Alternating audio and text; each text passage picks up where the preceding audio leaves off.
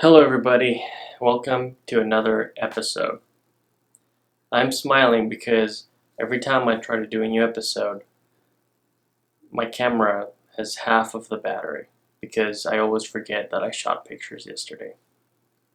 It happens every time. So this time I chose to mount my Fujifilm, which is not very good at video. It's the X100V. Those of you who have that camera know that it's not really the best camera to mount a microphone and record yourself in a studio. So I need to buy a second battery for my DSLR. Anyway, hello everybody, how are you guys doing? Thank you for coming. Let me remind you that I will remind you this in every episode that these videos are unscripted and not unprepared, because the subjects, I always do my research and I plan ahead on what my subject is going to be. But when I click rec, I don't have bullet points in front of me, I don't have a script, and I just want to be original. That's my point of this. So if you want to make fun of me about that, it's not going to hurt me because I do this on purpose. So, in this video, I have an interesting subject. Originally, I was going to talk about a book and a photographer. But then I realized there are some conversations and things happened and lately, and I've been kind of not upset, but a little pissed with the whole algorithm, and who isn't pissed about this whole situation? You work really hard to make something that comes out of your heart. You put a lot of effort. You upload it on Instagram, and for the next 48 hours, it doesn't appear anywhere, even though that you added all the hashtags and all that stuff. Like, the algorithm is, and what sucks is the fact that there's no other platform where us photographers, especially those who do product photography, there's no other way to, there's no other platform where you can, except Twitter, but it's the same though. It's really the same algorithm. So you put your images there, you put your logos, you put your sponsors or whatever, and it just doesn't work.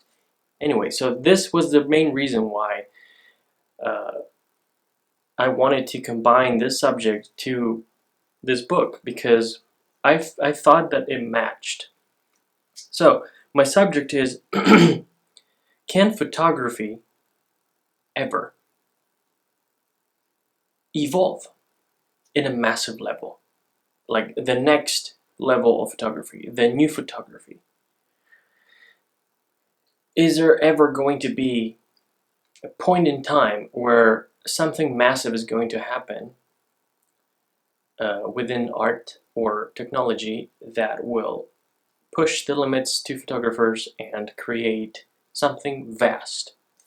I'm not talking about trends, because trends come and go in a week or a month or a year. I'm talking about a deep, massive change. And I will explain this by talking about this book. This book is not like a crazy important book. This book is just a little bit of a biography and a little bit of like a mini catalog of this photographer. This photographer is a very, very, very important photographer to me, and I believe in the history of photography, because he set new rules on what is actually a photograph. And this is exactly what I want to talk about. So, you might know him. His name is Laszlo Moholy Nagy.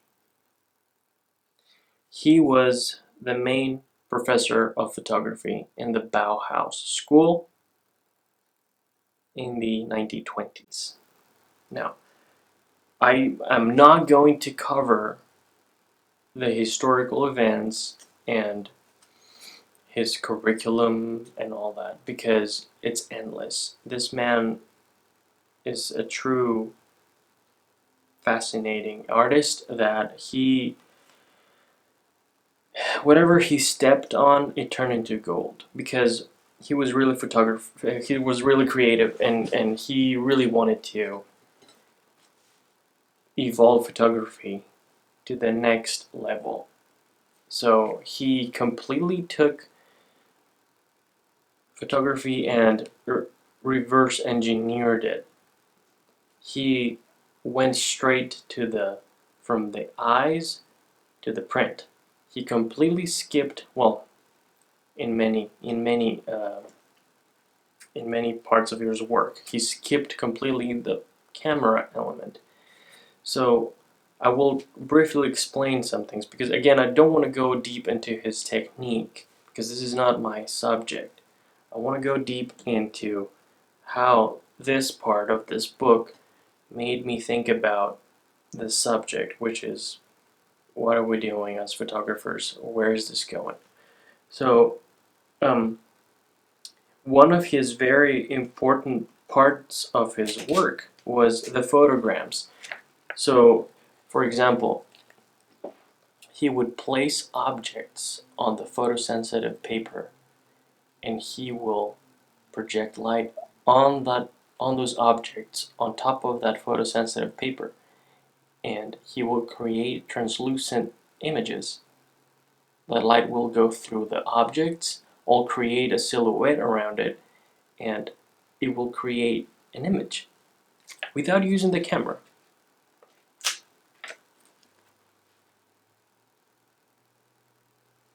Photograms. Amazing, amazing technique. I've done it many times when I was studying photography, and I should have brought my photograms to show you guys. I had some A4-page prints with some really good Ilford paper, black and white. So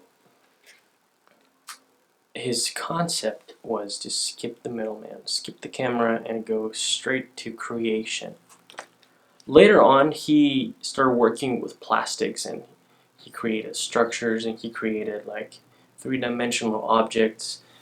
So if the light hits them in the right way, it will create a beautiful effect. So he moved forward with that concept and he created other things. He created really unique machines that they alter the light and they do other crazy, crazy things. He did long exposure things. He did, again, I'm not going to go through his portfolio. Like, this book is really good. I'm going to put it in the description if anyone wants to buy it. This publisher actually made a lot of photographers in the same kind of like in the same style of books. I think it's a collection. It's really worth looking for his work.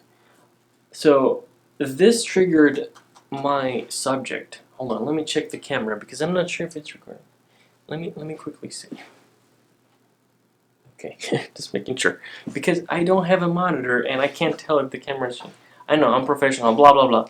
Anyway, so is photography ever going to reach this point of change? I know that his work didn't really change photography massively, like in the 90% of the population of photographers. Really didn't.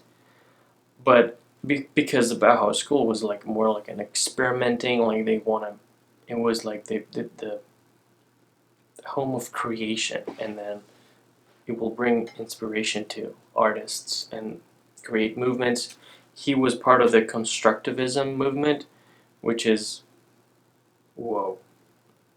Yeah, I've seen some pieces of that movement in museums, and it's a very modern, forward-thinking movement. So how things are going right now with trends and Instagram and reels, and it's really difficult for me to find fine art photographers, to find people who actually experiment like this in photography and to share that work online. You really have to go out there to go to fancy museums, fancy galleries in New York and other places like this. But you will never find them in like little cities and little towns. And you have to be very wealthy to see and to exhibit this type of photography. And this worries me because it's this type of photography that will evolve the this this thing. It will evolve photography and it will evolve everybody's eyes how to take pictures and get inspiration. In my eyes, right now, as things are going, photography is dying, and the people who actually are doing fine art photography, and when I say fine art, please don't Google it, because the things you're gonna see are not fine art. You type fine art and you see landscapes and some fancy portraits. When I say fine art photography, I mean this. I mean experimental. I mean using the camera in the weirdest way, using the light in the weirdest way, combining a long exposure with a print that has objects on it, and I'm just randomly saying things. To me, this is fine art. It's something that is pushing the boundaries, it's pushing the limits of photography, and it's going to move us to the next step. This is not happening right now. Okay. This is this is not happening right now. It's like a big pause that's happening on the world of photography, and people are doing things that they're comfortable with, and things that they are going to give them some form of um, confirmation of I'm doing something okay, and the skill, like the need of us to know if our skills are good, and then the need of us to know if we are doing something creative, have blended in a way that right now, when I create an image in the studio and I upload it, and I need affirmation and I need confirmation. I'm sorry, I meant to say confirmation. Is it confirmation? When you need people to tell you their opinions about what you've done and get some sense of gratification, or something that proves to you that, oh, okay, I did good. Okay. Like, we need that for some reason. This is what the social media have created. They have created this environment where every artist needs people to tell them that, wow, this is amazing. Why do we need this? And by doing so, we completely delete the need to experiment, move forward, create, and explore a piece of art, explore the art. Because we keep producing things to get the audience to congratulate us or give us feedback. Why? Why do we do that? So I see his work, and I'm thinking to myself, I don't think people will create stuff like that in the mainstream right now. There are people who actually do it right now, but where are they? We don't see them. They are somewhere exhibiting their work, and some very important people in the art are like seeing those pieces of work and they write articles about it, but where is it? I have such a thirst to see stuff like this that I can't even describe it. The most annoying part is I personally have done work like this, and it's just sitting there waiting.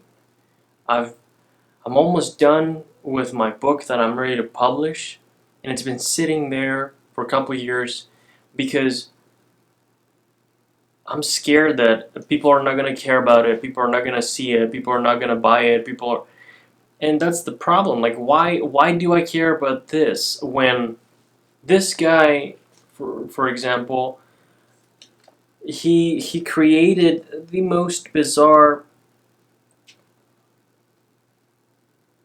types of photography and experimentation, and then he uploaded it, he put it up there, he exhibited, and oh, that was it. And I'm pretty sure that his students, he would probably ask his students like, okay, so what did you explore this time? What did you learn? What was the teaching moment in this experiment that you did? And how do you move forward from this? Like, what's the next step? What do you invent in photography? People don't do that anymore.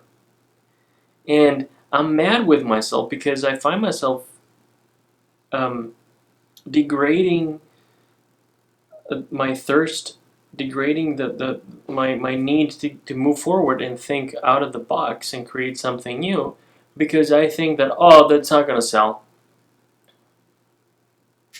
How is photography gonna go to the next level if we're downgrading our creativity? How is this going to happen? Is it ever going to happen? Is photography ever going to reach that point where people are going to start um, exploring and inventing things? And no, it's not. I don't think it's going to happen. And I don't want to be a bummer. I don't want to be a negative pessimist and say that, but unfortunately, photography is no longer photography. It's something else. It's more like capturing. And there are photographers out there that they actually do stuff like that, like I said, and they go to and they create museums and galleries and stuff like that, but it's so expensive and it's so limited that new photographers and amateurs and people who want to learn, they can't see that daily. And if they do, like for example, he created, like I said, like I mentioned before, he created some constructions, some stuff like that. Like, how are you going to post this? How are you going to share this? And will people understand it? And are they, because everything is happening so fast right now in social media that the scroll lasts like 2 seconds. Who's going to sit there and read this to understand what he actually did? Like, there's certain, like for example, like, I don't know if I mentioned this, but he did camera work, right?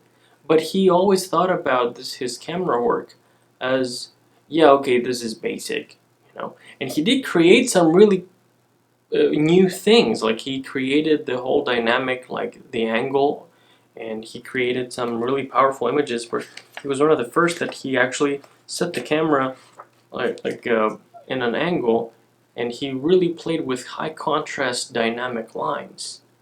But then he moved forward from that and he created something unique. He didn't really care if that image was like a very popular image or not. That led to the next thing, and people don't do that anymore. And mostly because we settle down and we do what the people, like a mass, wants. And because of that, photography is never going to evolve to the next level, unfortunately. And that's my opinion. Photographers have to be split in two categories. The category of a photographer who really wants to explore this as a tool and to move forward and to create art, and then people who actually create product, create food for the eyes, to create something flashy, which is fine. It's really fine. But if we keep doing this, photography will disappear as a piece of art, and people will never move forward and experiment on this. Like painting art, you know, like it still exists. People still do it. People still exhibit their work. But where is it? We don't see it in social media. You have to go out there and see it. I don't know. I wish I could spend time talking about his work because it's truly like amazing work. I will put the description in the description. I will put the link for this book. Um, uh, it's actually a pretty cheap book, and um, it's really worth checking his work out. And if you're familiar with the Bauhaus, you probably know him. But there are bigger, better books about his work. About this is like a sum, like a like a mini version of his portfolio. So you can see what he did and what he actually achieved. Um,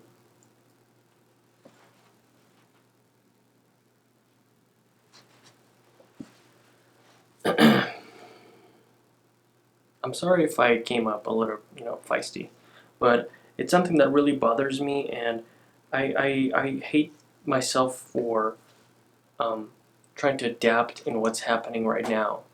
When, like I said, I have certain projects that I really love, and I'm trying to push the limits in in photography, and I really want to experiment and explore, and I feel that I can't because of social media. I'm scared that people are gonna not care, and that's gonna have an effect on me. And I'm focusing on the wrong thing. Instead of that, I should be focusing on what am I gonna learn from this project, and what's that gonna teach me as an artist. That's my meditation. I don't know. I really want to hear your opinions about this. I want to say that I'm really happy that I have legitimate conversations with you guys, and I really don't care if I had 10,000 comments. If I had 10,000 comments, I would prefer to have 5 really good comments and conversation starters than generic 10,000 comments of like, ooh, I, this is what I wanted. I wanted people who are interested in this kind of stuff and that they just want to talk about it. And I'm really happy that I have people like you guys that they actually watch me and comment in my videos. I'm really happy that we have this, and I hope I can bring more questions in the future. And um, uh, again, I was gonna go through his work, but I really wanted to express my frustration in this.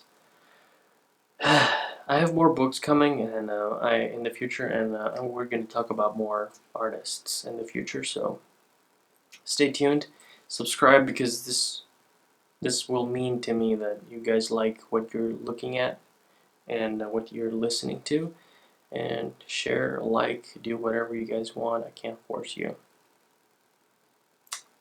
Thank you guys. Appreciate it. Thanks for coming by.